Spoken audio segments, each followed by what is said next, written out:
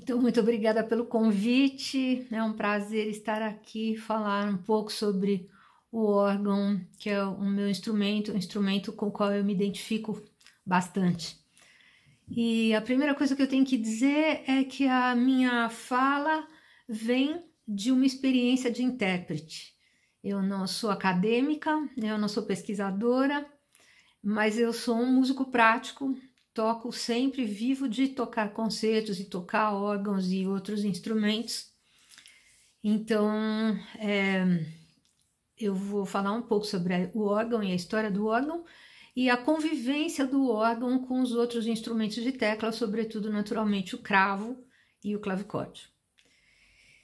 O órgão tem uma história muito longa, muito complexa e muito difícil de ser contada, porque ela pode ser contada por diversas vias.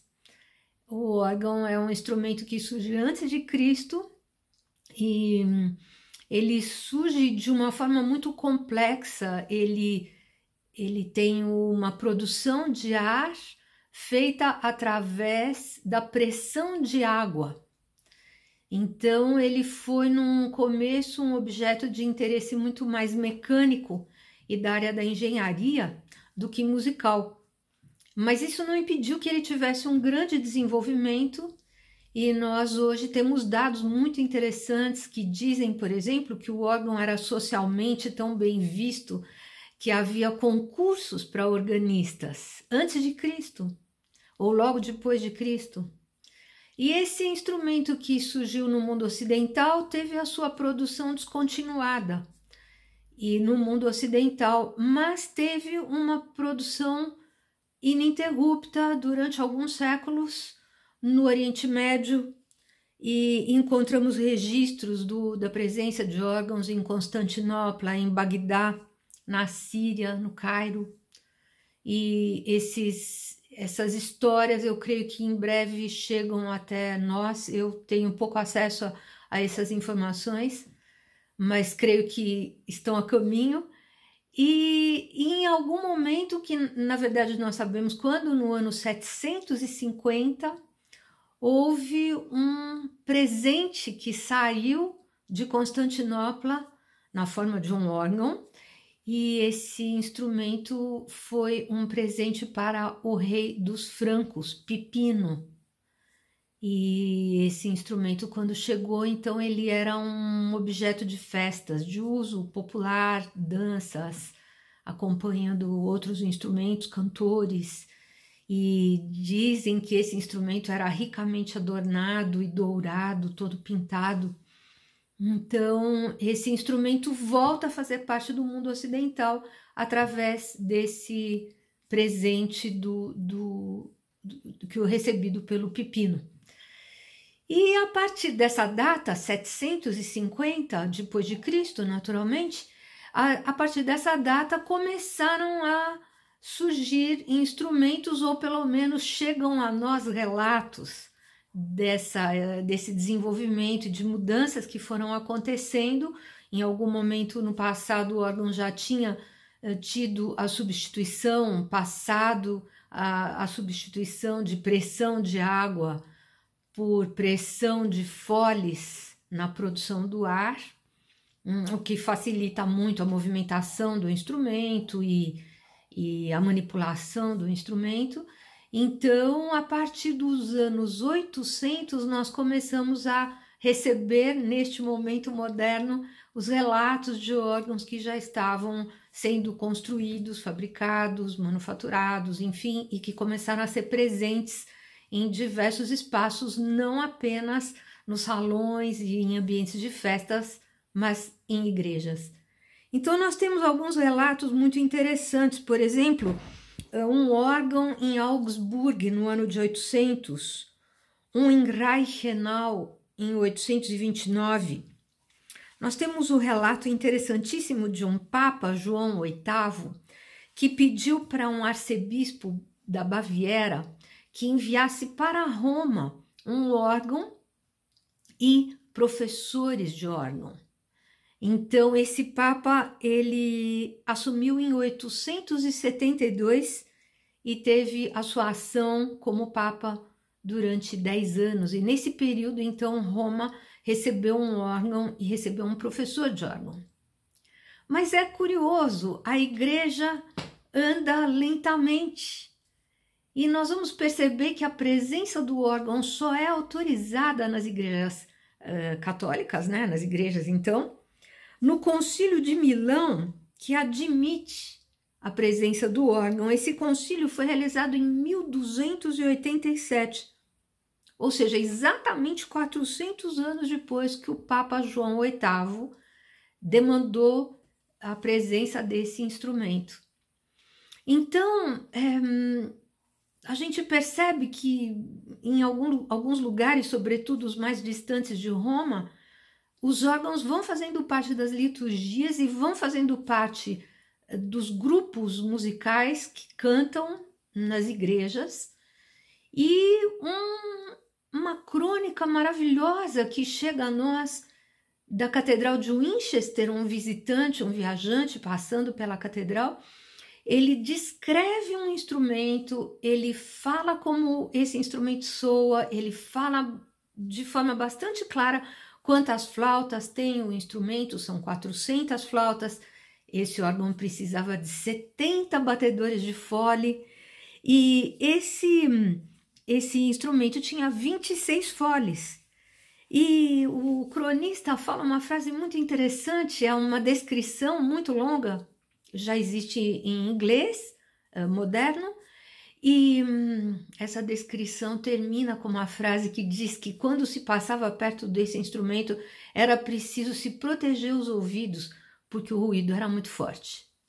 E nós imaginamos que então esse ruído não fosse apenas o som das 400 flautas, mas fosse também o ruído de ranger de materiais, de escape de ar, de metais que encostavam uns nos outros, e a movimentação toda desses 70 foleiros, que certamente não eram muito silenciosos também. Então era um instrumento para ser escutado de longe, de distância. E a descrição é que o órgão tinha 10 fileiras de 40 flautas. Então nós não temos muita ideia de como esse instrumento soava, mas certamente já era um objeto muito importante e que marcou sua presença na Catedral de Winchester e mereceu essa maravilhosa descrição que chega a nós. Os dois modelos principais de órgãos que surgiram e que tiveram então um desenvolvimento muito importante foram, em primeiro lugar, instrumentos muito pequenos, portativos, esses que se carrega no peito, com uma mão esquerda se faz o fole e com a mão direita toca-se as teclas. Esse portativo, um pouquinho maior do que esse que se carrega, ele poderia ser colocado em algum lugar positivo, então ser posto numa mesa, num suporte, numas pernas, e aí os foles poderiam ser tocados por uma outra pessoa atrás das flautas, e o organista teria então as duas mãos livres para tocar. Esses dois modelos então são, na verdade, um mesmo pensamento.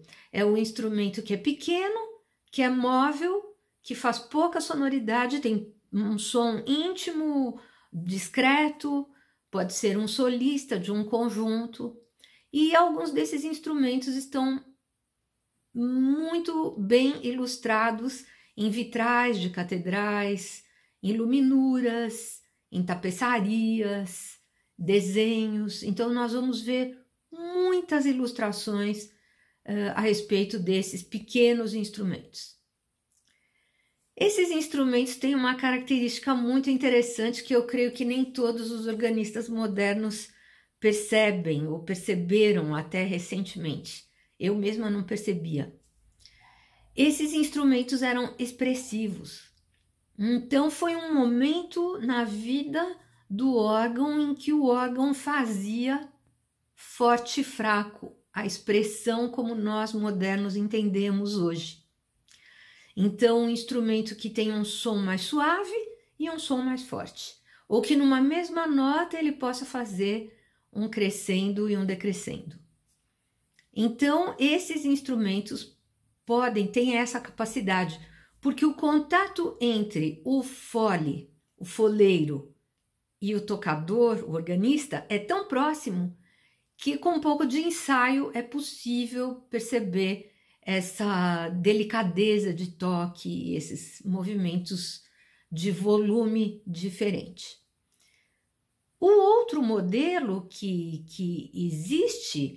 existiu e que segue até os dias de hoje é um instrumento fixo.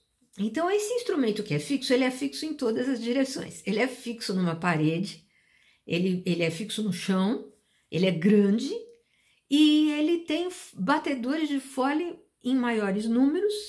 E ele tem mais batedores de fole, porque são mais foles que têm que ser movidos e movimentados.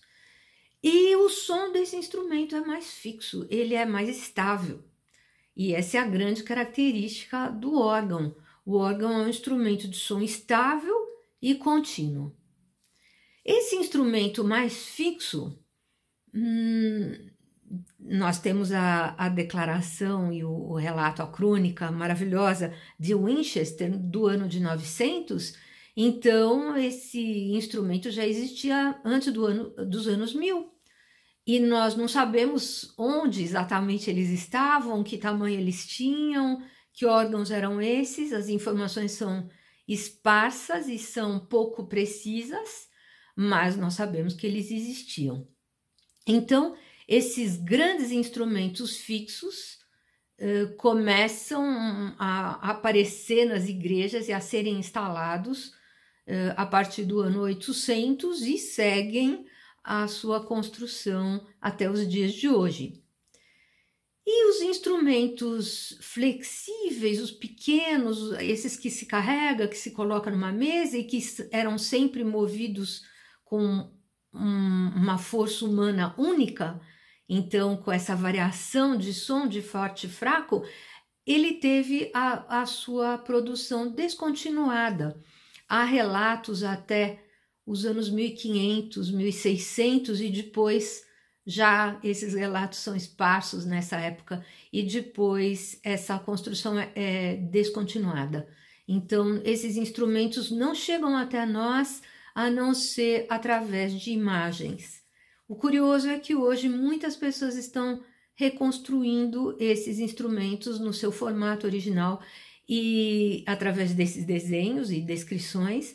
Então, nós começamos de novo a conviver com instrumentos medievais portativos que fazem o forte e o fraco e que podem ser solistas e podem também acompanhar pequenos grupos.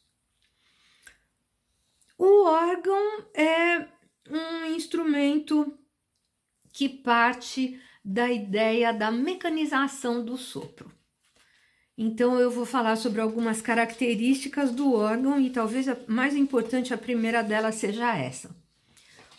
O sopro humano sempre foi o elemento mais importante depois do canto, junto com a percussão, para produzir sons artificiais, música, desde a origem das culturas humanas. E o sopro humano, no caso do órgão, ele foi substituído por um mecanismo. Então, o órgão, por isso no começo eu falei, né? O órgão era uma máquina. O órgão segue sendo uma máquina de fazer música, hoje muito sofisticada, e já sofisticada no final da Renascença, creio que no período gótico já era bastante sofisticada também. O órgão é uma das primeiras máquinas que existiram, que foram criadas, e nesse sentido nós temos no órgão a representação do corpo humano, através de foles que substituem os pulmões, de canais de ar que substituem os nossos canais humanos de ar, uma caixa de ar onde as flautas são colocadas em pé, que se chama someiro, que substitui a boca de um flautista.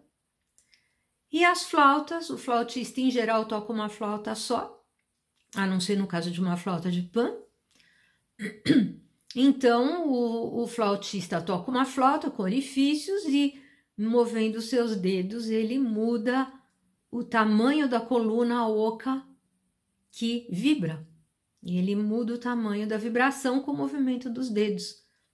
No órgão, nós temos uma flauta para cada tecla. Então, essa caixa de ar que substitui a boca é, na verdade, o suporte para as fileiras de flautas.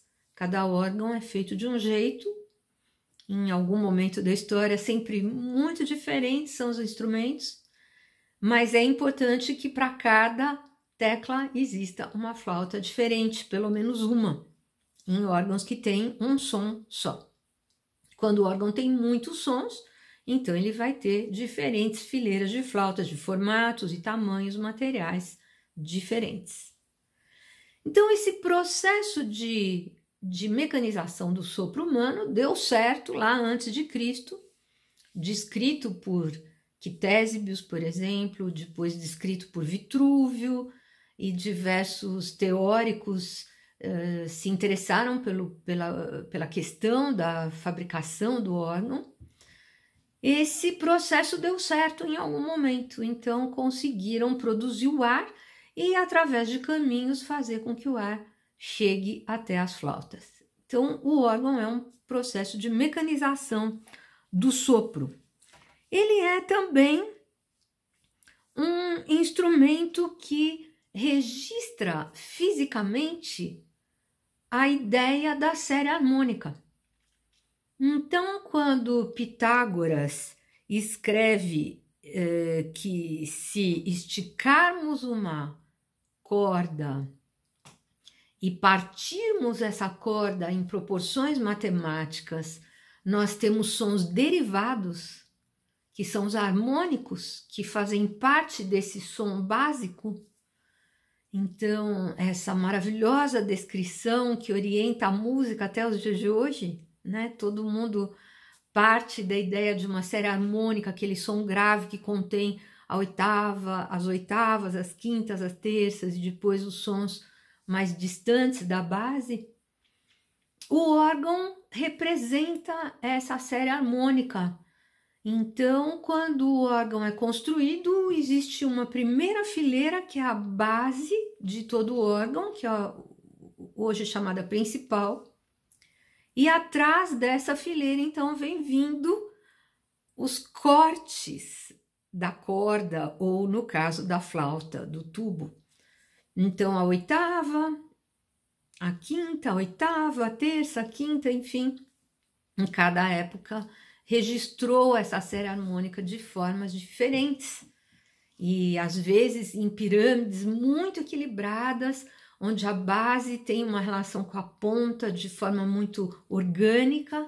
Em outros momentos, talvez a construção tenha sido menos equilibrada, buscando um outro tipo de estética, buscando sons mais graves, em outros momentos buscando sons mais agudos. Enfim, cada época registra a série harmônica de uma forma diferente no órgão. Então, essa representação da série harmônica fazendo com que os órgãos antigos soassem todas as flautas da mesma tecla ao mesmo tempo. Então, esses instrumentos se chamavam Blockwerk, mas para frente eu vou voltar a essa ideia. Podemos pensar o órgão como um desenvolvimento de materiais e técnicas de construção. Nós percebemos na história da música que em alguns momentos e em algumas regiões alguma forma de produção instrumental se destacou. Então nós temos os violinos, os Stradivarius, os Guarnieris, nós temos em outro local, em Flandres, os cravos com as famílias, a família Rückers, por exemplo. Temos na região de Hamburgo os órgãos Schnitger, No sul da Alemanha, tanto a Alsácia quanto na região onde Bach viveu, no centro da Alemanha, por exemplo, a família Zilbermann, dois ramos da família Zilbermann. Temos na Espanha nomes importantes, enfim, em Portugal, e vamos encontrar sempre em algum lugar pessoas que tiveram mais talento do que outras e que conseguiram fazer melhor, porque eles tinham materiais melhores, porque eles tinham melhores pagamentos, porque havia algum talento escondido ali, ou nós não sabemos por que razão. Mas a verdade é que há uma história para se contar a respeito do uso de materiais através da construção dos órgãos. E nós que convivemos muito com órgãos históricos percebemos, né, o que será que tem nessa flauta que faz com que ela seja tão diferente de tantas outras. Então, existem instrumentos que realmente têm corpos fônicos sublimes e às vezes a gente não sabe por quê. Mas a história da construção e as técnicas seriam um assunto muito interessante de pesquisa.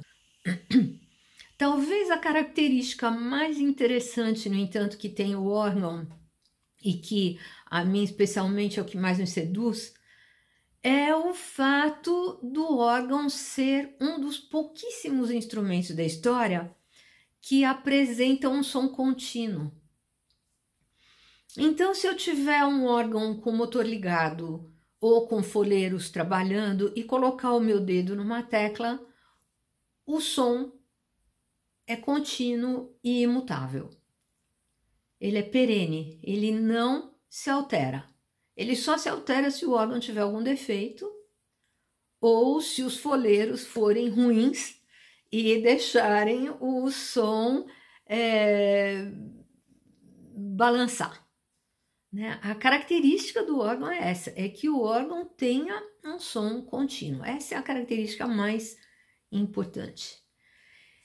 Há uma dificuldade de se lidar com esse som entre músicos, entre organistas. Nós mesmos não sabemos muito bem como dizer, o que dizer a respeito desse som contínuo e imutável. Então, nós ouvimos muitas vezes, com muita frequência, que o órgão é um instrumento sem expressão. Então, no século XIX, com algumas exceções anteriormente, sobretudo na Península Ibérica, nós vamos encontrar órgãos com caixas expressivas, veja o nome, caixas expressivas, para fazer expressão, e aí então quer se dizer a expressão do forte e fraco. Então a caixa expressiva permite que algumas flautas fiquem dentro de uma caixa, essa caixa tem janelinhas ou portas, e com um pedal então que o organista aperta, essas aberturas se movem e o som sai com mais liberdade, ou o som é contido se a caixa estiver fechada. Então, costuma-se dizer muitas vezes que o órgão é um instrumento inexpressivo, ou seja, não faz forte e fraco. Isso é um problema, porque nós temos no órgão um instrumento sacro. Ele teve a sua história ligada à igreja cristã e, curiosamente, só à igreja cristã. E mais curiosamente ainda, a todas as igrejas cristãs. Então, os cristãos católicos de diversos ramos e os evangélicos de todos os ramos usam os órgãos, desde que os diferentes ritos existem.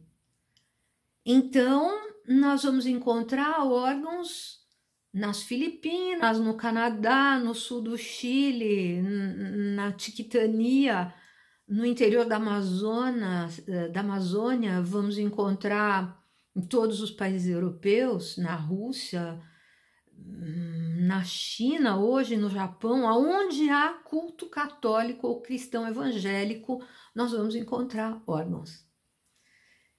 E a ideia do som contínuo está justamente ligada à ideia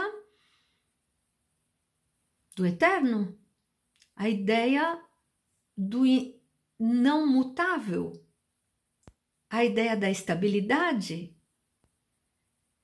Mas o órgão tem outras características muito dele. Nenhum outro instrumento tem a possibilidade da riqueza de timbres que um órgão tem. E de timbres decorrentes da união desses timbres originais. Então, se eu planejo um órgão com 20 fileiras de flautas, eu tenho 20 fileiras diferentes que produzem sons diferentes. E eu posso fazer casar esses sons. E daí eu crio sons decorrentes desses originais. E daí, então, isso é uma riqueza timbrística incrível, mesmo para instrumentos relativamente pequenos, como um órgão de 20 registros, 20 fileiras. Então, o órgão tem uma riqueza sonora muito grande e ele tem ainda uma outra característica que me é muito sedutora também. É o fato de que se eu estiver numa grande catedral e estiver usando um instrumento poderoso e pegar uma só fileira desse instrumento e tocar essa fileira, esse som vai ser ouvido em toda a catedral, em toda a igreja, em qualquer lugar. O órgão preenche todo o espaço onde ele está. Ele pode fazer isso com um som muito discreto ou ele pode fazer isso com um som muito pleno. Então, essas características, se a gente pensar bem, o som contínuo está ligado à ideia da eternidade, a multiplicidade de sons está ligada à ideia da multiplicidade de caracteres que o Deus dos cristãos pode ter, pode oferecer. O preenchimento do som dentro de uma igreja está ligado à ideia de que Deus está em todos os lugares, o Deus cristão. E, curiosamente, esses atributos não são celebrados por outros ritos, outros credos, outras crenças. Então, o órgão nunca esteve presente em igrejas, templos, espaços que celebrem outras crenças, mas sim sempre nas igrejas. Então, eu sinto que há uma ligação muito forte entre esse instrumento, que foi um dos primeiros instrumentos autorizados à celebração do culto, e já muito cedo, acompanhando as vozes, cantando, tocando junto, dialogando com vozes, e a fé cristã. Então, essa ligação ela é muito forte, o que fez com que o órgão tivesse uma história ininterrupta, com uma produção de repertório ininterrupta, desde que ele faz parte da igreja e para nós, desde que nós temos acesso a algum material escrito para órgão, o que data de 1300 e alguma coisa, nós temos produção de música para órgão ininterruptamente até hoje. Bom, quando a gente entende então que existe uma questão teológica por trás da presença do órgão nas igrejas, nós temos que entender como lidar com esse som que não muda. Quem tem que mudar, já que o som não muda, é o músico. Então, o músico tem que manipular o toque, o dedo, o mecanismo do órgão, de tal forma que esse mecanismo produza um som expressivo, vivo, eloquente e sedutor, para que esse som seja convincente, não é? Então, a forma de tocar o órgão é dando atenção para os espaços entre as notas e não somente para as notas. Nós sempre estamos preocupados, enquanto músicos, com aquilo que a gente escuta, e no órgão talvez a gente tivesse que estar mais preocupado com aquilo que a gente não escuta, ou seja, os intervalos entre os sons que a gente tem que criar para pôr em destaque o som. Então, a técnica de toque é o centro da discussão e talvez uma das coisas, um dos temas mais importantes que um professor pode passar e trabalhar com seus alunos, a forma ágil, dançante, livre, solta que a mão tem que ter e como ela tem que se desenvolver para criar essa expressividade em um instrumento que é fixo, né? Então eu não digo mais inexpressivo, digo ele tem um som fixo e imutável. Então o órgão ele tem um ataque, depois o som e uma terminação. Para terminação não existe termo técnico. Então eu criei o meu termo, eu falo desataque. Então eu acho que meus alunos e eu, claro, tenho que ter muita atenção quando eu coloco e também quando eu tiro. Então o ato de tirar eu chamo de desataque. Não é um nome que exista. O que soa no meio vai ser sempre igual. Como eu falei, eu posso colocar o dedo ali e vai ficar soando enquanto o meu dedo estiver abaixado. Não tem interferência nenhuma que seja possível para fazer com que aquele som mude. Ele não vai mudar. Ele vai mudar no conjunto da frase, na medida em que eu crio uma gógica e um toque simpáticos e que façam então com que o órgão seja agradável de se ouvir. Curiosamente, esses instrumentos fixos são então os instrumentos que tiveram a sua vida continuada, contrastando com os instrumentos pequenos que faziam o forte e o fraco, que tiveram sua vida descontinuada, como eu falei lá atrás, no século XV, XVI. Então, esse instrumento parece que não encontrou mais espaço em algum momento e, modernamente, há um interesse em que esses instrumentos sejam revividos e há muitas pessoas pesquisando esses instrumentos justamente para que se possa conviver com eles, reconstruir essa ideia de um órgão expressivo no sentido forte, fraco, né? Então, o órgão começa então a fazer parte de liturgias muito cedo e entra nesse momento uma questão muito interessante e muito bonita também. As liturgias foram feitas em língua latina e durante muito tempo, mas quando começaram a surgir as reformas no final do século XV, com Lutero, depois a reforma anglicana e depois a metodista, a calvinista, metodista, batista, enfim.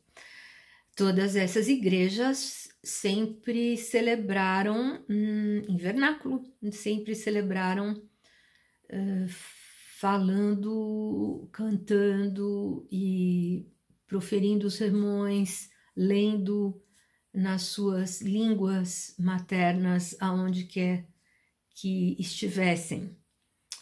Então, nós percebemos um desenvolvimento muito curioso do órgão em conjunto com as línguas, a forma como se fala. Línguas mais guturais produzem instrumentos mais guturais. Línguas mais cantadas produzem instrumentos mais melodiosos. Nós percebemos isso especificamente na Itália, na França e em Portugal. São instrumentos extremamente melodiosos e cantados, sons redondos, né? Claro que todos os instrumentos os antigos passaram por muitas reformas, então hoje a gente fala assim assado, mas na verdade alguma coisa os instrumentos sempre trazem das suas origens. Então, esse desenvolvimento de instrumentos junto às línguas e junto aos ritos, as formas de celebração litúrgica, trouxe para os instrumentos diferenças regionais muito acentuadas, o que faz do órgão um instrumento muito difícil de se estudar, mas também de se escutar. Porque uma referência não serve para nada. Uma referência é apenas uma referência. Então, o que a gente ouve de um instrumento, se a gente vai ouvir um instrumento num outro país, ou um século anterior, ou um século posterior àquele, que é a nossa referência, nós vamos perceber que temos que construir outras ideias e estar preparados para lidarmos com outras estéticas. Eu costumo dizer para os meus alunos que os órgãos mudam a cada 30 anos e a cada 30 quilômetros. E uma vez eu falei isso perto de um profissional muito experiente, ele falou, não, 30 não, 20. Então, o órgão muda a cada 20 anos e a cada 20 quilômetros, porque realmente muda. E além dele ser um instrumento encomendado em toda a história para um determinado lugar específico e ser construído para esse lugar, então todas essas mudanças do entorno, a língua, o rito, o uso de materiais, o sotaque, não só a língua, mas o sotaque, às vezes os dialetos, então tudo isso influencia na construção do órgão, que sobretudo foi pensado durante toda a história como um instrumento para se acompanhar e para dialogar com a voz cantada. Então, o órgão parte da ideia do organismo e parte do organismo humano e parte da ideia do canto, do coro, do diálogo com o canto, da palavra pronunciada, silábica, ou da frase, conforme a geração, da frase, da ideia musical mais prolongada, mas sempre da palavra cantada. Então, quando o órgão começou a existir nos espaços das igrejas, ele era um instrumento que não tinha teclas. O órgão não nasceu com teclas. O órgão nasceu com botões que abriam passagens de ar, com alavancas, com umas chaves deslizantes, em alguns casos. Então, diversos elementos foram usados, materiais e formatos foram usados para liberar o ar, para que o ar chegasse até as flautas. Então, em algum momento, o órgão recebe teclas. E nesse momento acontece uma coisa muito interessante, que é justamente a convivência do órgão com os outros instrumentos de tecla. As catedrais começam a ser construídas, as grandes catedrais góticas, a partir do século XII, XIII. Nós percebemos que logo depois da construção desse espaço monumental e imenso, e essas catedrais foram pipocando e surgindo em toda a Europa, logo a seguir surge, ou até durante a construção desses espaços, começam a surgir cantos com elementos estranhos ao canto gregoriano. Então, em primeiro lugar, apareceu o organo, depois apareceram as vozes paralelas cantando em quintas, oitavas, e até que em algum momento em Paris, os documentos que chegam para nós são de Paris, certamente podem ter existido outros que não chegam a nós. Então nós começamos a perceber uma movimentação de vozes muito ativa e o surgimento da polifonia ou dos inícios da polifonia. E isso coincide com a construção das grandes catedrais, até chegarmos à presença de Machot, que é um registro muito importante na história do mundo ocidental, que é a primeira pessoa que compõe uma missa completa, polifônica, e Machot vive entre 1300 e 1370, uma parte importante da sua obra está registrada e nós podemos conhecê-la.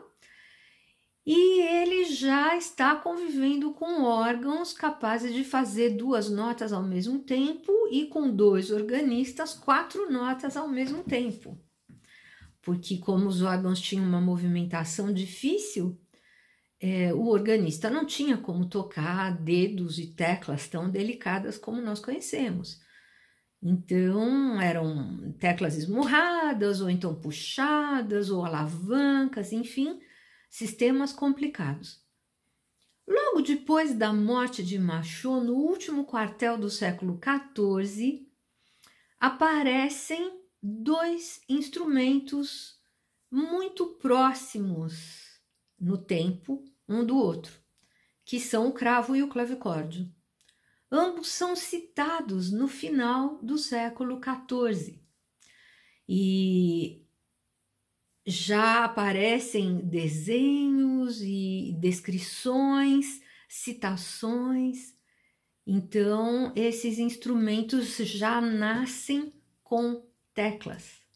Nós não sabemos exatamente como eram essas teclas, mas eles nascem com teclas e nascem com uma amplitude provavelmente um pouco maior do que a que tinham os órgãos. No final nós vamos ver imagens de um órgão, dos teclados de um órgão em Halberstadt de 1357, que era um instrumento com uma base de 32 pés, ele tinha 20 foles. 32 pés significa uma flauta de mais ou menos 10 metros de altura. Esse instrumento foi descrito por Pretórios no seu livro De Organografia, em 1600 e alguma coisa. Pretórios publicou esse livro sobre a construção de instrumentos musicais. E esse instrumento já começa a oferecer uma ideia de busca de teclas. Já a gente percebe que está indo na direção de um movimento ainda muito pesado, que não podia ser rápido nem ágil, mas a gente percebe que estamos andando no caminho do surgimento das teclas. E muito provavelmente, quando surgiram o cravo e o clavicórdio, houve uma interação entre esses instrumentos por uma questão muito simples. O organista não tinha aonde estudar. Nunca teve, e até os dias de hoje, alguns organistas têm boas condições de estudo nas igrejas, mas o estudo nas igrejas é sempre um problema. Então, o organista do século XIV, que era um músico de múltiplas funções, ele não podia chegar na sua igreja, que era uma grande catedral, ocupado o dia inteiro com celebrações, com missas, com pessoas, ocupada, às vezes, as igrejas de peregrinação, ocupadas por pessoas que comiam, dormiam, moravam na igreja por alguns dias com seus animais, e era uma bagunça, uma confusão que nós hoje não fazemos a menor ideia de como era aquilo. Como o organista ia poder estudar? Pagando 20 batedores de foles para fazer o ar. Impossível. Esses instrumentos, o cravo e o clavicórdio, parece que começaram a interagir e a oferecer para o organista uma possibilidade de escuta simultânea de acordes e de movimentos de dedos. E como organista, ele não era só organista, ele era o regente, o cantor, o responsável pelo coro, o arranjador, o compositor. Ele era uma pessoa de muitas funções, ele precisava de um instrumento que fizesse espelho às vozes que cantam. Então, ele precisava de um apoio, de um instrumento de teclas que tivessem mais ou menos a mesma tessitura das vozes e onde ele pudesse, então, trabalhar, estudar, trabalhar, preparar o seu material. Eu não sei se alguém já pode afirmar isso, mas eu sei que existem pessoas pesquisando esse assunto. Eu não estou afirmando, mas eu sempre acho que o órgão recebeu teclas que vieram dos instrumentos cravo e clavicórdio. Porque quando o órgão recebeu as teclas, ele começou a ser um instrumento mais ágil, ele aumenta o número de flautas e passa a ter o tamanho da extensão vocal cantada nos coros. Então, do baixo até o soprano, então 2/8 3 oitavas, essa passa a ser a escala, que antigamente era uma escala de 1/8, 1/8 2 oitavas, naturalmente até muito avançado na história, sem nenhuma tecla preta, a não ser o si bemol. Então, sem as teclas pretas, a oitava do órgão não tinha, nesse momento do começo da história, as teclas pretas. E segue até o período barroco, em alguns casos até 1800, com a primeira oitava do órgão, como oitava curta, em muitas regiões do mundo. Eu sempre digo que a oitava curta é uma saudades da oitava completa, é a oitava gregoriana, que muitos órgãos têm. No Brasil nós temos até agora 2 exemplares desses instrumentos com oitava curta, que é Mariana e São João del Rei, em Minas Gerais. Então, nesse momento que surgem o cravo e o clavicórdio, o órgão recebe teclas e começa a se desenvolver como um instrumento de mais possibilidades. Logo a seguir, algumas gerações a seguir, nós percebemos que o som do órgão começa a mudar também. Eu creio que, num primeiro momento, aconteceram tentativas diversas, e uma delas, muito bem sucedida, foi a possibilidade de esse som completo que o órgão tinha, onde se escutava oitavas e quintas e terças, junto o tempo todo, que não se podia separar as fileiras. Então começaram as tentativas de separação, e uma das primeiras tentativas deve ter sido a de separar a fachada do resto das flautas. Então, tirando a fachada do resto das flautas, a gente teria um som suave e um som muito forte. Então, havia a possibilidade de separar essa fileira da fachada do resto todo do órgão, e então esse contraste já ajudava muito na celebração de uma missa, considerando o acompanhamento de um solista e o acompanhamento de um coro ou de uma comunidade toda cantando. E daí, lentamente, as fileiras foram sendo soltas e os registros foram entrando através de mecanismos de abertura de passagem de ar dentro da caixa do órgão, e então o órgão foi se tornando um instrumento cada vez com mais possibilidades técnicas e sonoras. Naturalmente que um órgão, vamos dizer, primitivo do começo da história, se ele fosse esmurrado com muita força ou movido com alavancas, não havia muita necessidade de se falar a respeito de toque, mesmo porque o som era sempre um som muito forte e não havia era um som muito lento, não havia muito movimento entre as notas. Quando surge a polifonia, que foi esse grande caos na história da música, imagino as pessoas que tinham ouvido durante séculos uma voz única e de repente elas são obrigadas a processar escutas simultâneas. Eu imagino que isso tenha sido um processo tão difícil, tão complexo, porque os instrumentos tiveram que ser adaptados, mas a escuta humana teve que ser adaptada. Como escutar 5, 6 vozes ao mesmo tempo para um ouvido que nunca tinha tido essa experiência? Então eu acho que algumas gerações tiveram um processo penoso de adaptação e de adaptação de todo o entorno da técnica de pronúncia nessas vozes contrastantes, mas também a técnica de toque nos instrumentos de tecla. Bom, como se toca vozes que têm vida própria e que ao mesmo tempo têm vida conjunta. Elas são sozinhas, elas são indivíduos, mas elas estão íntegras. Então, nesse momento, surgem muitos métodos. E surgem métodos a respeito da construção dos instrumentos e surgem métodos a respeito de como se toca instrumentos.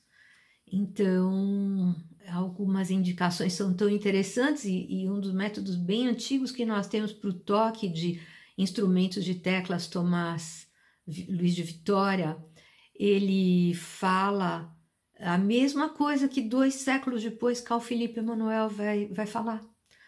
Você tem que prestar atenção quando tira e como tira o dedo da tecla. E você não deve nunca atacar a próxima tecla sem antes ter tirado o dedo da anterior. Essa é uma técnica que vem do clavicórdio, sobretudo do clavicórdio que é amarrado, que toca mais notas com a mesma corda.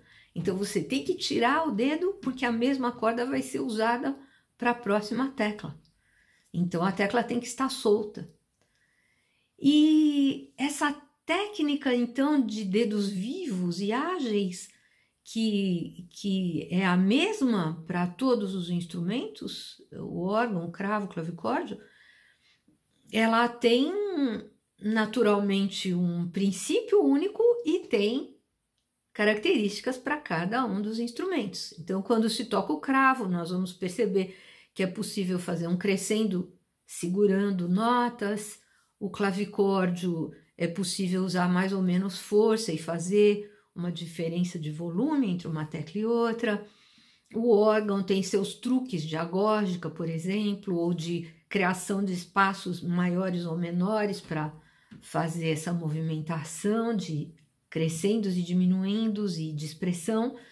Mas existe uma técnica única que esses músicos antigos todos conheciam, porque todos eles tocavam todos os instrumentos, todos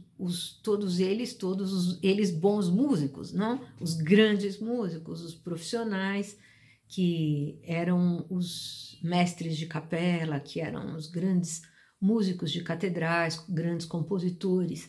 Então, eles que lideravam a música, naturalmente que um músico de bairro, de vilarejo, não ia ter as mesmas competências que um músico de uma catedral.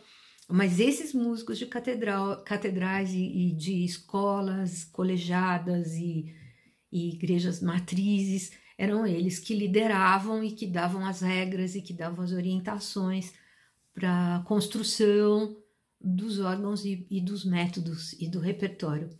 Então, essa convivência entre órgão e cravo, hoje para nós é tudo tão estanque, nós temos uma certa dificuldade de lidar com os nossos instrumentos, mesmo se forem um só, porque cada músico já tem tanta coisa para aprender, são séculos de repertório e instrumentos muito diferentes e textos que nós temos que ler, enfim.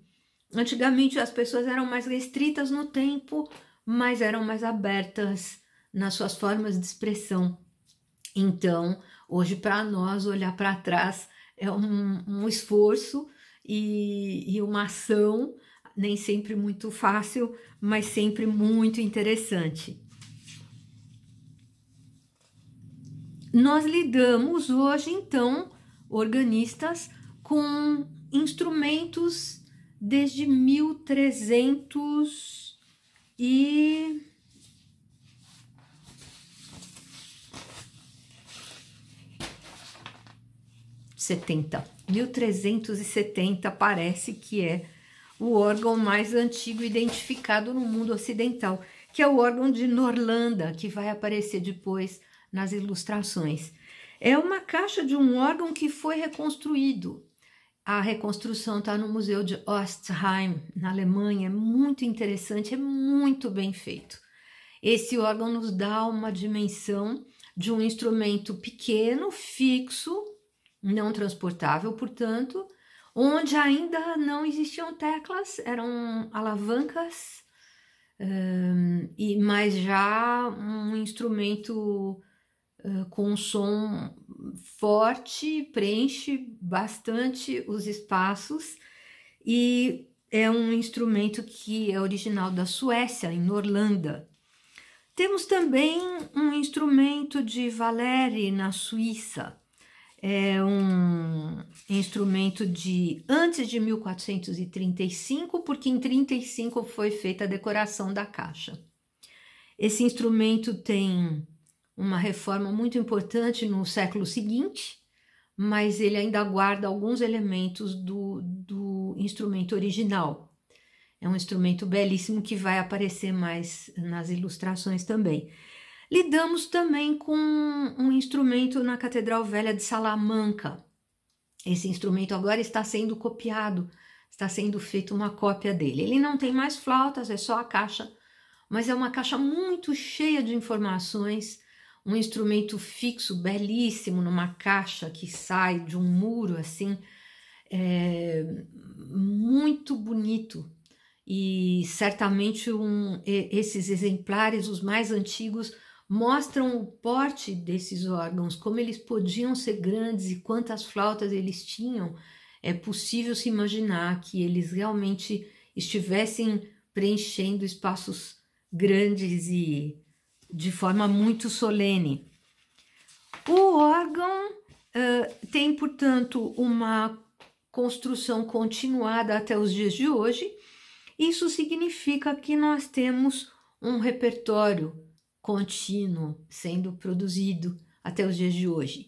Então, nós temos um desafio, porque cada órgão é um órgão, cada órgão é um exemplar daquela época, o que faz com que o problema de restauro, manutenção de cada instrumento seja uma questão muito séria, que deveria ser tratada de forma muito séria por comissões de pessoas que conheçam bastante bem a construção de órgãos, porque o órgão pode ser tão deformado a partir de restauros que ele perca a sua voz original e não ganhe muito no lugar daquilo que ele tinha originalmente, daquilo que ele foi pensado, da sua concepção original. Então, nós como organistas temos que ter uma atitude muito especial de tratar cada instrumento de forma diferente. Se o órgão é romântico, ele não é barroco.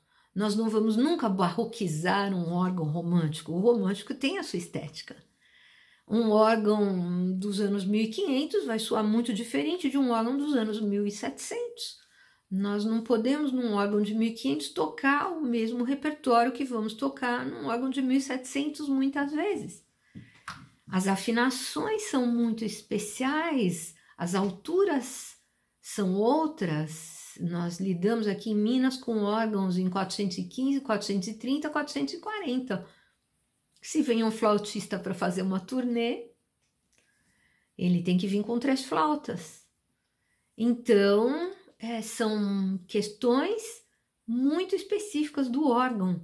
O organista moderno tem que fazer o seu serviço, tocar sua missa, o seu culto, fazer o seu concerto, e ele vai se deparar com aquele órgão. E aquele órgão talvez não seja aquilo que o organista gostaria que fosse, mas é aquele que está ali. Então, o organista tem que se desenvolver no seu processo de estudo e aprendizado de forma que ele saiba lidar com essa flexibilidade que atenda a cada instrumento do jeito que o instrumento é.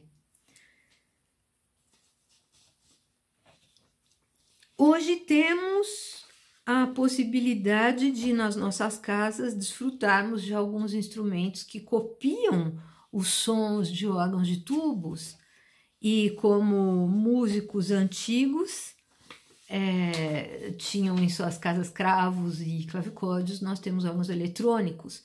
Isso facilita um pouco, são instrumentos que podem ajudar um pouco. E eu creio sempre que esses instrumentos que temos em casa, seja o cravo, o clavicórdio ou um órgão eletrônico, eles funcionam como um equilíbrio para os organistas.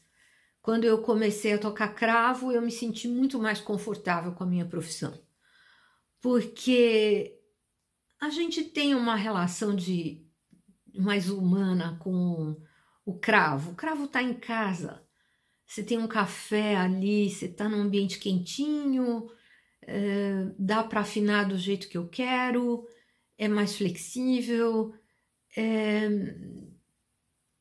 é mais próximo, não tem público ouvindo o meu estudo.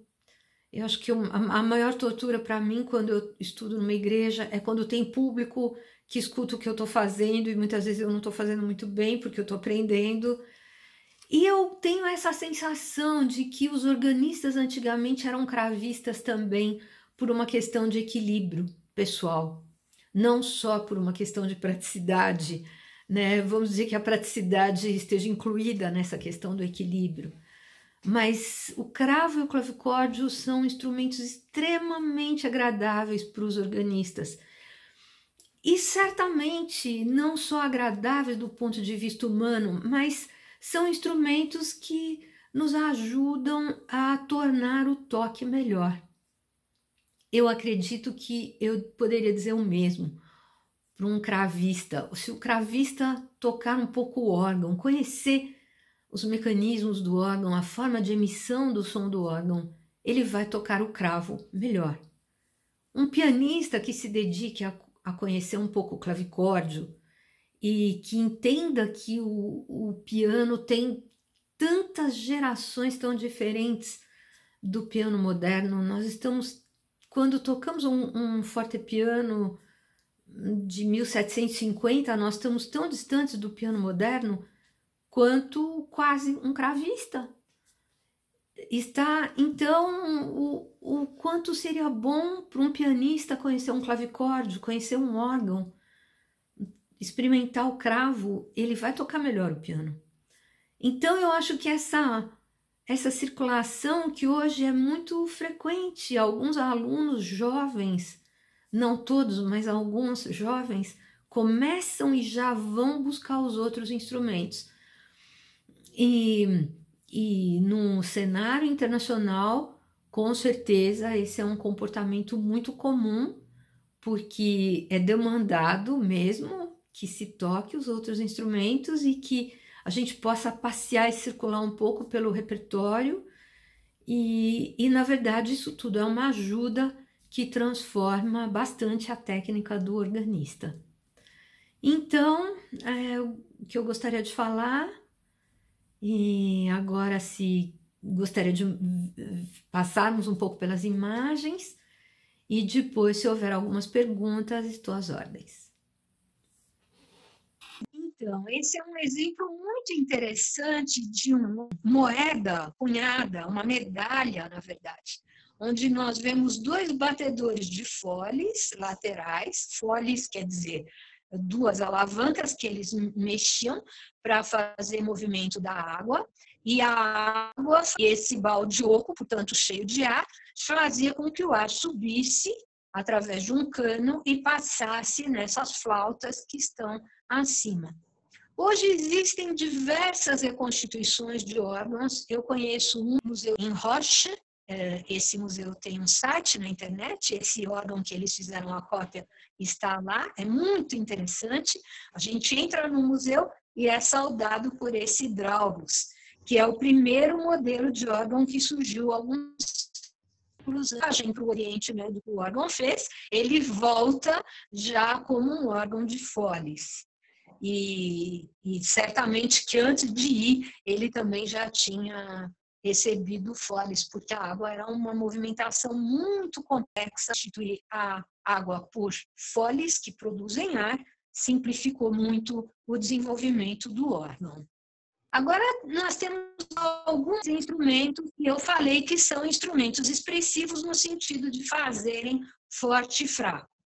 Então, são pequenos portativos, que são instrumentos que se carregam e que se põem, então, em algum entre o organista e o batedor de fole. É possível fazer esse forte e fraco. Então, essas ilustrações são desenhos, são tapeçarias, bem como eram as teclas, ou como não eram as teclas, né? Não eram teclas, eram botões. E nós podemos ver a presença desses dois foles, com poucas flautas. Essa tapeçaria está no Museu de Cluny, na França. Nós temos já um instrumento de um pouco antes dos anos 1500 e ele já tem quase teclas, são quase teclas modernas, são teclas quase modernas. Aqui nós vamos ver o órgão de Salamanca, construído em 1380. Então é um contraste daqueles pequenos órgãos de tapeçarias, iluminuras, que se coloca, que se transporta ou que se carrega. Esse órgão de Salamanca, ele está sendo feita uma cópia dele pelo Demotte, o organeiro Frederic Demotte, que chegou perto dessa caixa, hoje oficial, e ele, através da ruína, que é o órgão, conseguiu colher elementos suficientes para fazer a reconstrução da parte fônica, certamente está na Catedral Velha de Salamanca. A nova e a velha juntas têm 4 órgãos, então eles têm órgãos que registram fases diferentes da história do órgão. Esse órgão que nós vamos ver agora é a reconstrução do órgão de Norlanda. Justamente numa revista Teclas e Afins está a imagem desse órgão, como ele se Norlanda, é datado de mais ou menos 1370, 1400, não tem uma data correta. A caixa existe vazia, sem flautas, e as teclas também não são teclas ainda. Percebe que é um órgão que ainda não convive muito com a polifonia. É uma polifonia talvez de 2 sons, talvez com 2 organistas, 3 sons, porque o organista precisa da mão para mover cada uma das teclas. Construído nesse museu que eu citei, em Ostheim, na Alemanha. É um museu precioso, vale a pena visitar. Ele está num site da internet também, Ostheim. Pisa é muito especial. Ele é de 1400 e alguma coisa. Em 1435 ele recebeu a pintura da caixa. Quer dizer que ele é anterior a 1435. Ele é arredondado, chama assim. É um instrumento, todos esses instrumentos foram Blockwerks, naturalmente. O órgão de Valéry foi diversas vezes transformado, reformado, mas ainda guarda uma... E toquei nele, é um presente. Ele tinha um dó central no teclado furado, de tantos dedos que já tinham tocado essa tecla. Até que chegou um momento que os organistas não aguentavam mais colocar o dedo no buraco e tirar a tecla e substituíram a tecla. Mas ele foi tantas vezes tocado que o teclado furou. Então, é um instrumento com reformas posteriores e o estado dele hoje é mais barroco do que gótico. Então, é um instrumento que é um testemunho naturalmente precioso que se pode escutar. Aqui nós temos uma coisa magnífica, na minha opinião, que é o Kohlstadt, 1361, que foi descrito por Pretórios no seu livro Organografia. A parte superior, esse primeiro conjunto de teclas, 1360 manuais. O conjunto central é do terceiro manual. E a parte de baixo é do pedal. Então, vejam que o órgão de 1360 tinha esse número de teclas dispostas assim. Esse órgão tinha 32 pés, então ele tinha um tubo de mais ou menos entre 9 e 10 metros de altura, uma fileira que partia dos 32 pés. Ele tinha também 20 foles. E a tópica do instrumento é uma um exemplo muito interessante de um órgão feito exatamente quando estava surgindo a polifonia. É óbvio que o que eu vou dizer agora é uma impressão, mas a gente tem a impressão de que havia um formato de teclado que se pudesse tocar com dedos e não mais com a mão inteira. Então, esses botões arredondados, ou mesmo essas teclas mais compridas, sinalizam que vão ser descritas depois por Arnold Svolle, que desenha um cravo, e no desenho desse cravo já surgem as teclas modernas. Eu creio que muitos de vocês, em 1440, quer dizer que 80 anos separam essas duas imagens.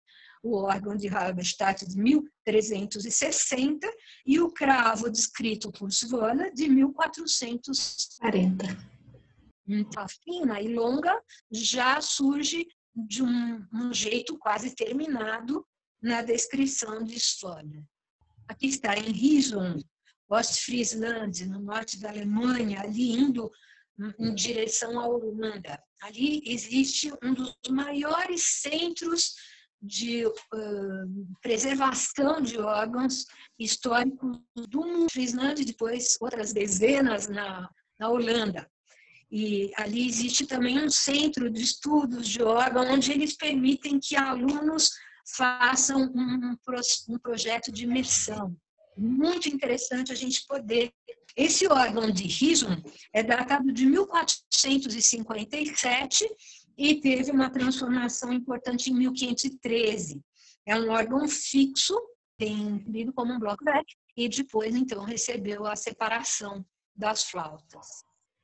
Para contrastar com o órgão de Riesum, um órgãozinho móvel que está no Museu de Genebra. Então, vejam que esse instrumento tem os puxadores dos registros nas laterais, como muitos cravos. É um órgão sobre 4 pés e que tem os foles atrás. Então, esse é um órgão menos transportável do que um órgão transportável. Eu falei os foles atrás, mas na verdade os foles estão embaixo. E agora, as próximas 3 fotografias mostram os nossos órgãos históricos mineiros, Mariana, onde nós percebemos muito bem as 3 colunas que estão de pé e a forma tripartida da organização das flautas, tanto na horizontal como na vertical, e depois 2 planos no corpo do órgão. É um órgão tripartido 2 vezes, né? Isso é um símbolo à trindade. É uma característica, essa fachada se chama fachada hamburguesa, da cidade de Hamburgo, da grande Hamburgo. Os organeiros trabalharam e fizeram história. É um dos pontos de maior desenvolvimento da organaria internacional na história. Né? Um órgão realmente muito importante em Mariana, é um dos órgãos mais importantes. Próximo órgão que nós vamos ver é o de Tiradentes, da matriz de Santo Antônio. Ele é datado de 1788, é um órgão pós-ação curta. Ele não é mais barroco, mas ele ainda não é romântico. É um momento de transição. Muito importante esse instrumento, porque Simão Fernandes Coutinho, que foi um importante construtor português, ficaram dele outros testemunhos. Ele trabalhou bastante, mas nós até agora só conhecemos esse órgão e um restauro que ele fez. Os outros órgãos que ele, porventura, tenha construído não estão identificados. Ainda há um trabalho de pesquisa a ser feito em torno dessa figura, do Simão Fernandes. É um órgão muito bem resolvido e que cai muito bem no cenário da igreja e que foi muito bem restaurado, muito agradável, delicado, enfim, é um instrumento de 1788. O próximo órgão que nós vamos ver é um instrumentinho transportável, conforme a força humana. Certamente esse órgão pode ter uma pequena variação de volume se for feito o movimento com força humana. Nós temos o motor e temos a possibilidade do trabalho manual, de encher os foles. Esse órgão é um produto feito aqui, é um órgão da região. Ele estava numa fazenda foi herdado por um padre no século XIX e no século XIX, XX, começo do século XX, e daí ele veio para São João. Ele é originariamente um órgão de capela de fazenda, como existiram tantos, e é uma preciosidade, embora esse instrumento não tivesse preservado a parte fônica dele. Ele teve preservado apenas a caixa. Cientes, junto com duas flautas, uma flauta completa e uma parte de outra flauta, e com a descrição e a visão dessa flauta, nós reconstruímos, o Graneiro reconstruiu naturalmente, o corpo fônico oferecia a estrutura da caixa.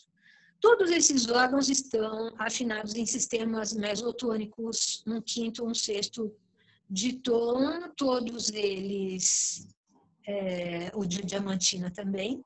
As alturas dele bastante, 430, às vezes 28, conforme o clima ele baixa um pouco. São João del Rei, 415. Diamantina eu esqueci de pôr a foto, não foi um restauro meu, mas é um órgão muito importante, também brasileiro, também 400 variáveis. Esses dois instrumentos produzidos no finalzinho do século XVIII, que são Diamantina talvez mais o centro do século XVIII, e Tiradentes no final, eles têm uma afinação, fica ali no meio, que como Edmundo falou na palestra dele, a afinação do tempo de Mozart. Portanto, isso bate, né? Então, agora, não sei, talvez, se quiserem fazer alguma pergunta ou algum comentário, eu estou às ordens.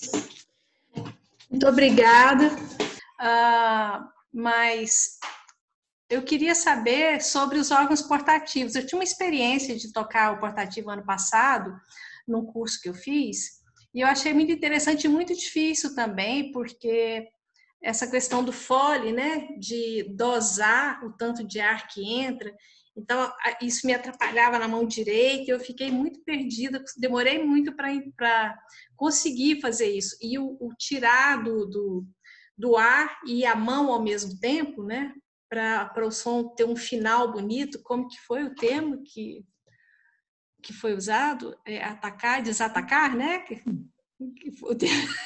Isso, eu falo desatacar foi... Eu falo desatacar. O desatacar para mim foi o sofrimento, porque ele fazia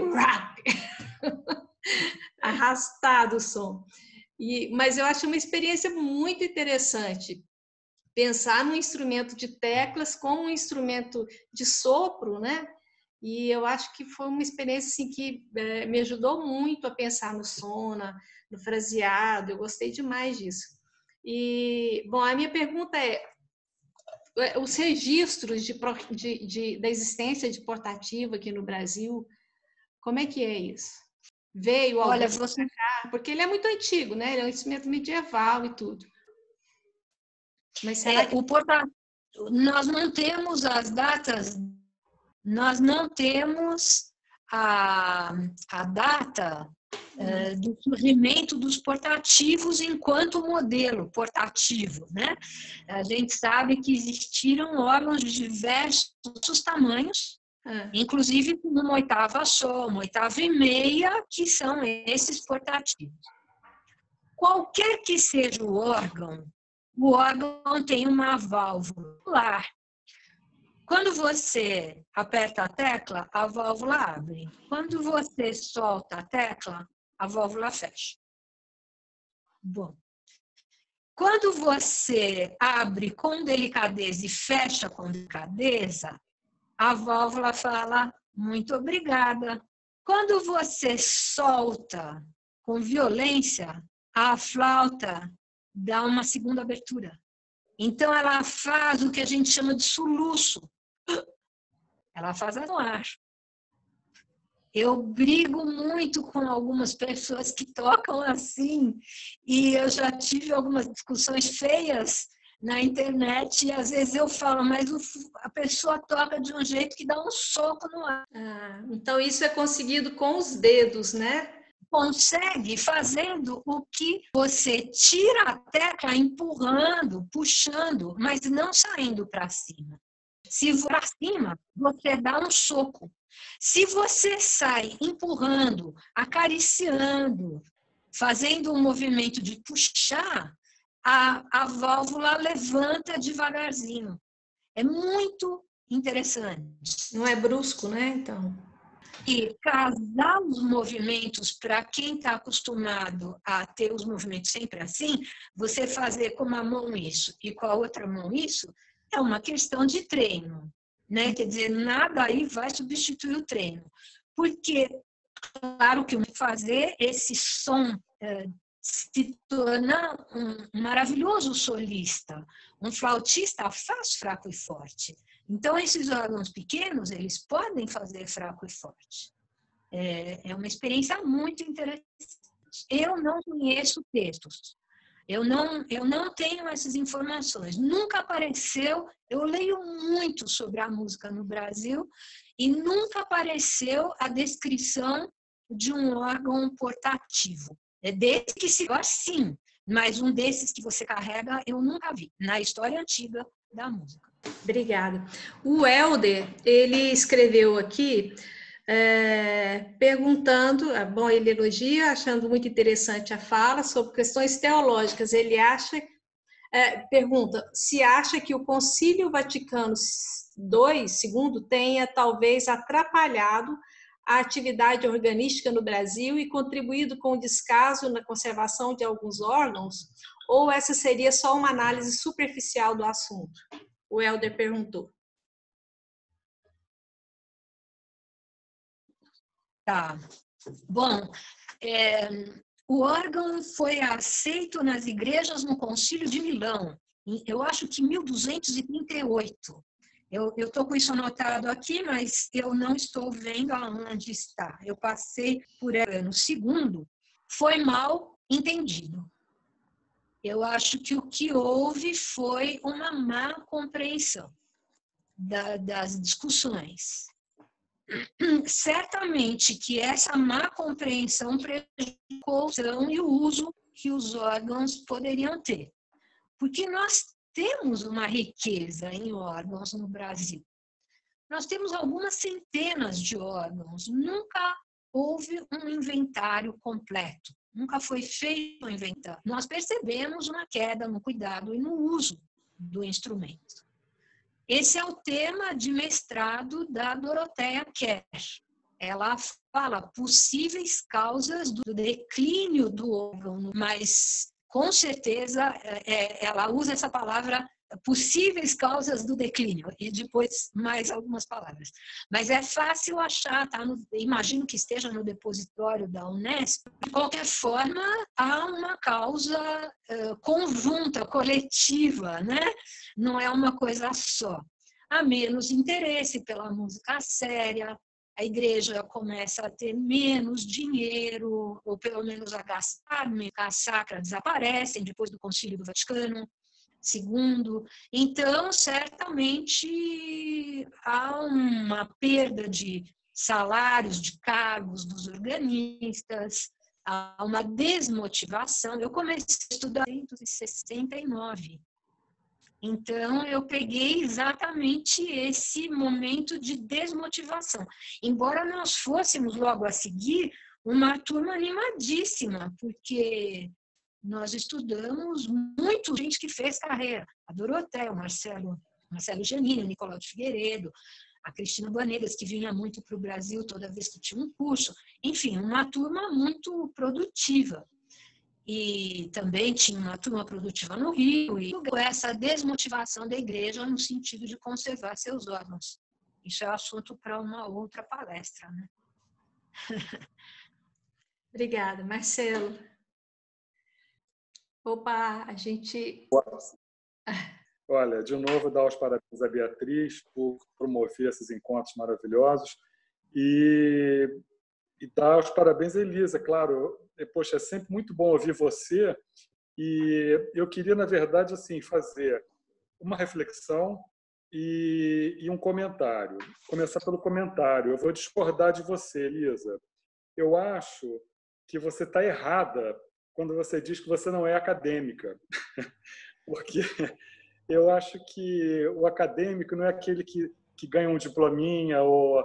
Não, não é isso. No meu entender, o acadêmico é aquela pessoa que reúne uma quantidade grande de informações, mas isso muita gente pode fazer, sobretudo hoje, com acesso à internet, mas esses acho que são os leigos. Eu acho que o acadêmico é a pessoa que reúne essas informações e processa, elabora, reflete, articula as informações. Isso você fez o tempo todo. Então fica aqui o meu registro e o meu protesto. Acho que a próxima vez você deve se apresentar como acadêmica. E a outra coisa, quer dizer, eu acho que a gente cravista, a gente sempre se beneficia muito, né, do contato com os organistas, de compreender um pouco, por menos que seja, compreender questões do órgão, né? Então, por exemplo, quando você fala da questão de como obter a expressividade no órgão, você falava no início da sua conferência, né? E, claro, tem muita relação com também a maneira de produzir o som no cravo e mais do que isso, de conseguir tirar os efeitos, né, no instrumento. Mas o que me chama a atenção, eu sempre dou esse exemplo para alunos e até mesmo para colegas que não compreendem o que é o cravo, aí eu acho que a compreensão do órgão pode ajudar muito.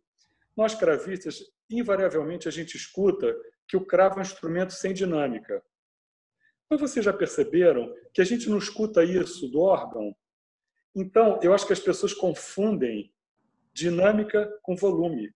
Ninguém fala que o órgão é um instrumento sem dinâmica, mas às vezes até maestros, músicos falam que o cravo é um instrumento sem dinâmica, quer dizer, porque confundem a possibilidade de ir crescendo, diminuindo, etc.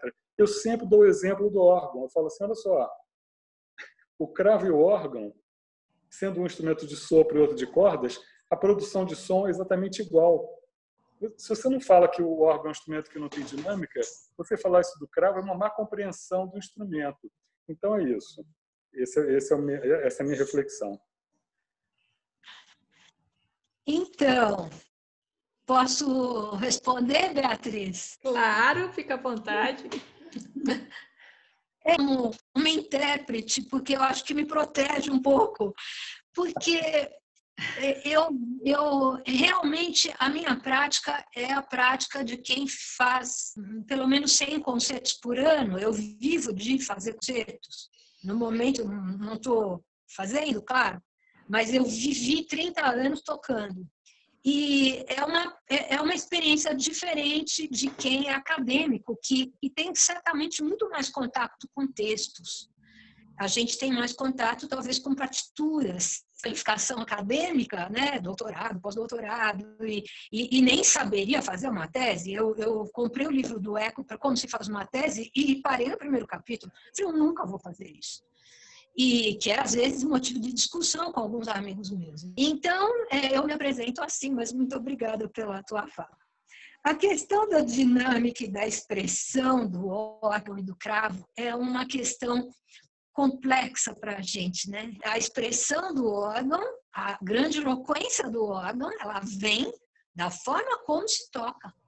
É o músico que dá a articulação, que faz o órgão cantar e falar. Os organistas de órgão, seja uma máquina complexa, difícil de manipular. Certamente que o cravo é inexpressivo só se for mal tocado, né? Então, nós temos que realmente entender essa questão do órgão teológica e do cravo expressiva para podermos ensinar e tocar como se deve. Boa tarde, professora. Oi, Luiz? Luiz, sou de Goiânia, né? Aluno da Beatriz, mas meu primeiro instrumento foi o órgão. Só que o órgão mais moderno, né? Yamaha, Minami. Em Goiânia havia uma escola que se ensinava. Eu estudei 4 anos, foi o meu primeiro instrumento. E, claro, eu passei a tocar na igreja também, igreja católica, e eu vejo que hoje ninguém usa órgão mais.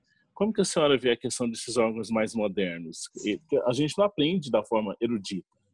A gente aprende da forma popular e eu por interesse, estudava algumas coisas eruditas, mas não tem essa escola. E eu vejo que não tem mais, porque ninguém se interessa praticamente em estudar órgão. Como é que a senhora vê a questão desses órgãos mais modernos, assim? Porque só nas igrejas evangélicas que usam, geralmente são as mulheres que tocam, não são os homens, não tem essa diferença. Como que a senhora vê a questão desses órgãos mais modernos, assim? Bom, o órgão usava instrumentos menores para estudar, o cravo e o clavicórdio. O organista do século XIX usava o piano, nós conhecemos diversos pianos com pedal, como também diversos cravos.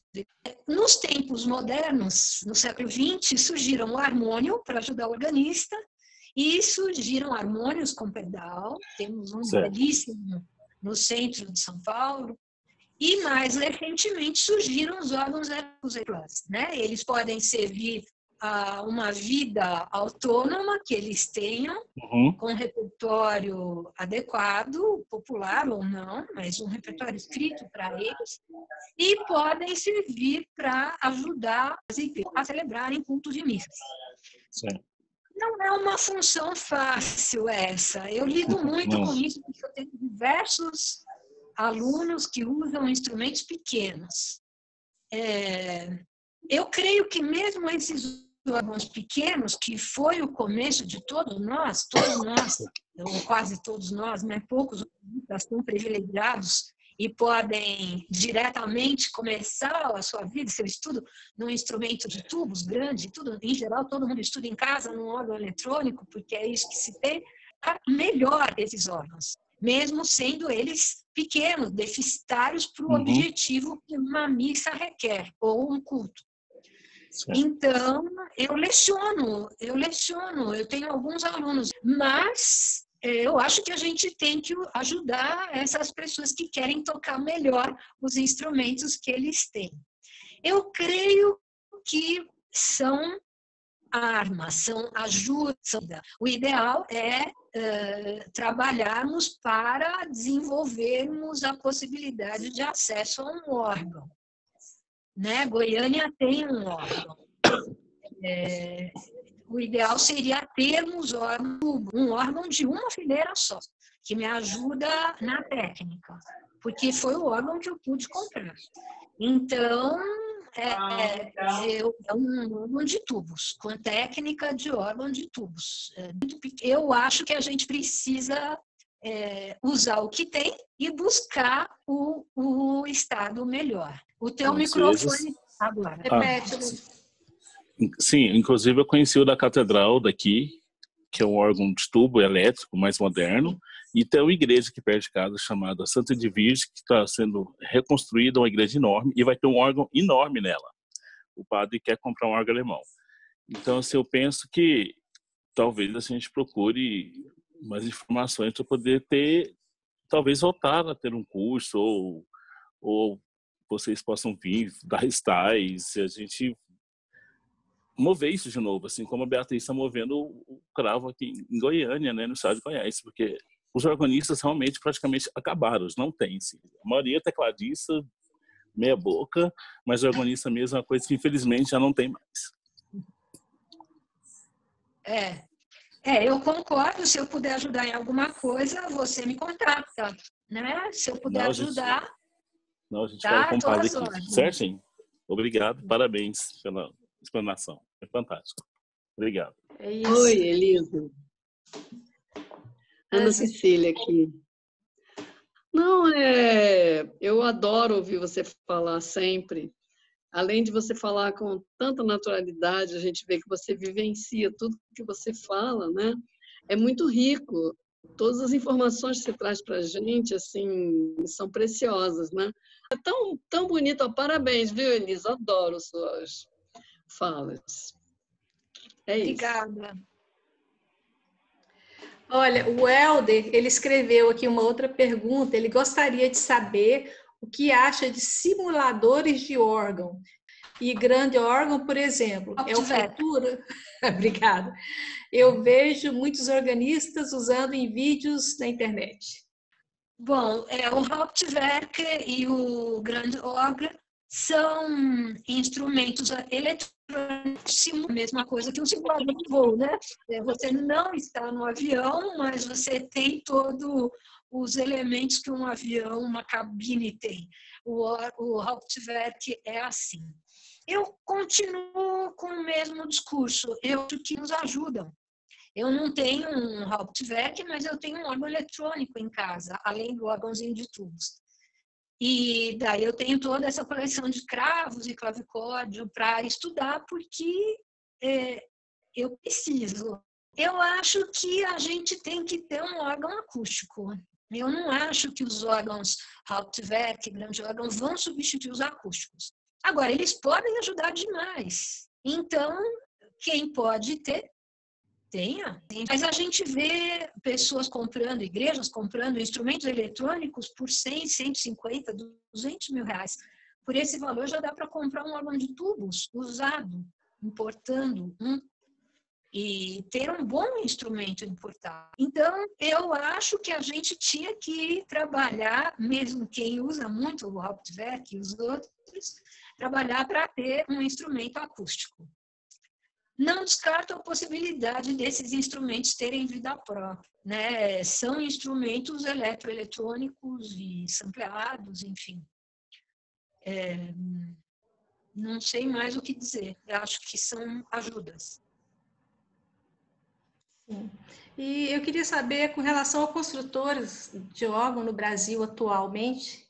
Bom, aí a gente esbarra numa questão complexa.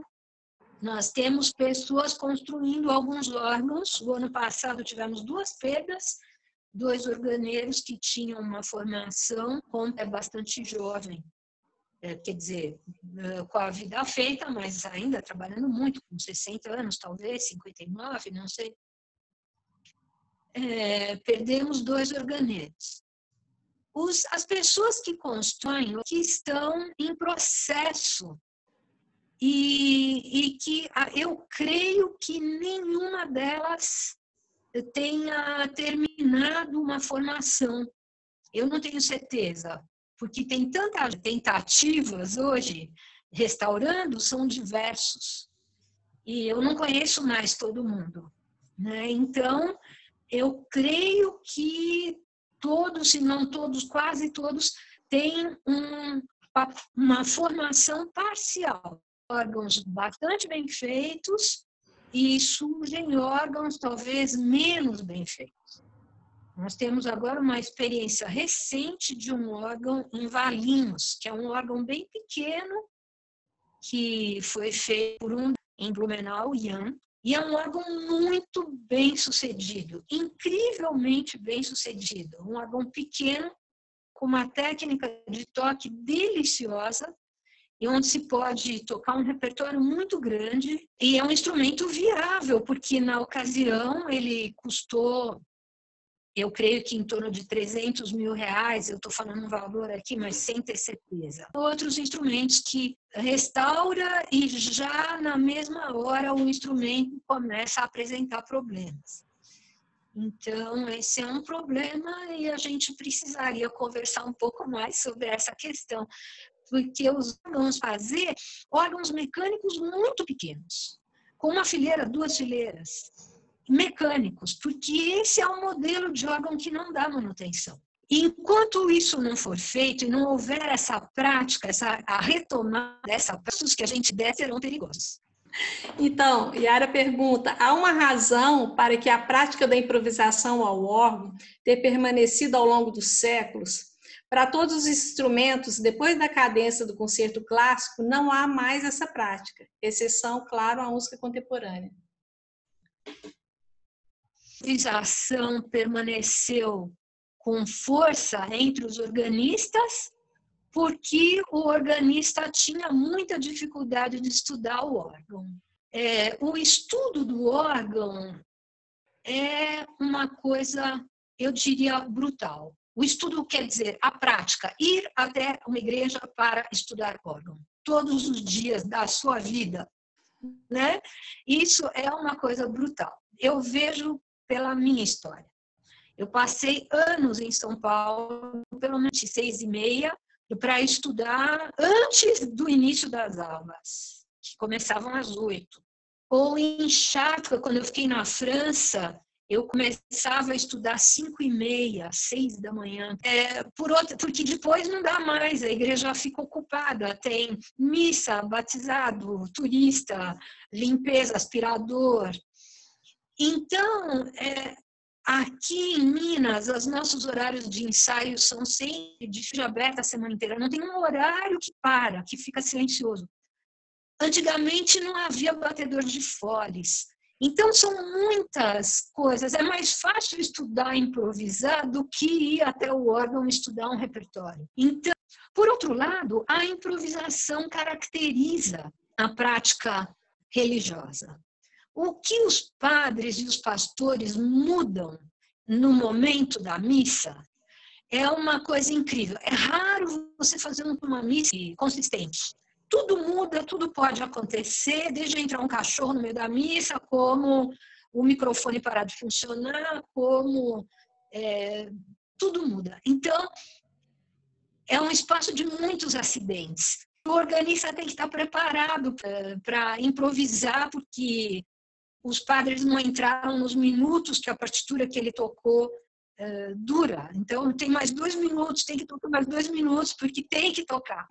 Então, eu creio que improviso muito pouco e muito mal. Eu não gosto de improvisar. Então, eu admiro organistas que improvisem bem. São raros. Os que improvisam bem são raros. Mas existem alguns. Então, é muito bom quando você encontra algum que realmente sabe usar.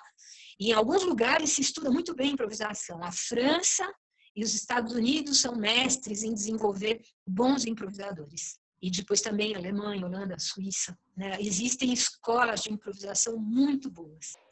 Obrigada! De nada.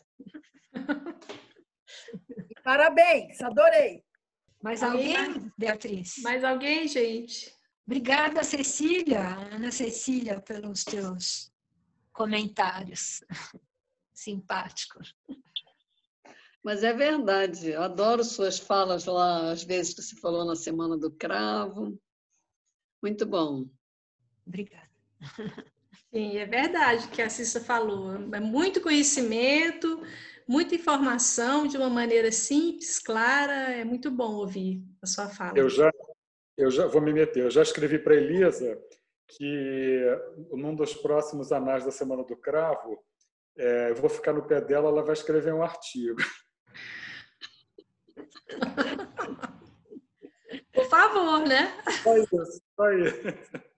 Porque muita gente falou assim, poxa vida, quanta coisa legal que você já falou lá, e que quem estava lá escutou, obviamente, mas que era importante ficar registrado. Então, eu vou ficar no teu pé, viu, Elisa? É isso. Bom, então, muito obrigada, Elisa, foi realmente engrandecedor, mas eu acho que deu para a gente aprender bastante coisa e foi muito bom. Eu fico muito agradecida de você ter aceito o nosso convite e de todo mundo que veio participar da conversa. Obrigada, Beatriz, pelo projeto. Obrigada aos que estão mandando mensagens também. Também. Agradeço a você, Beatriz, pela iniciativa. Muy interesante. Muchas gracias. Un aporte muy grande para nosotros. Obrigada. Um abraço. Obrigada, Beatriz. Até a próxima vez.